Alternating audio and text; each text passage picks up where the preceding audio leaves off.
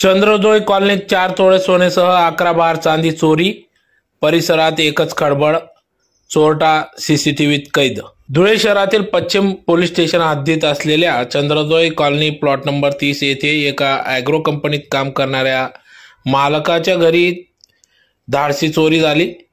ते नाशिक येथे काही कामानिमित्त गेले असता घराचा कडी कोंडा तोडून चोरट्याने कपाटातून 4 तोळे सोन्याची माळ, 11 चांदी बार लंपास केले असून सदर चोरटा हा सीसीटीव्हीत कैद झाल्याचे समजते। तर याबाबत पश्चिम पोलीस स्टेशन येथे गुन्हा दाखल होण्याचे काम उशिरापर्यंत सुरू होते। तर यावेळेस श्वान पथक ठसे तज्ञांना पाचारण करण्यात आले होते।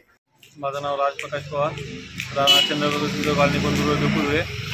काय कामानिमित्त मी 2 दिवसापासून नाशिकला गेलेलो होतो। जेव्हा काल रात्री रविवारी परत आलो 10 वाजेला, तेव्हा पाहिलं की घराचं कुलूप फुडलेलं होतं। त्याला वस्तू गेल्या, चांदी आणि सोनं। काय गेलंय नेमकं?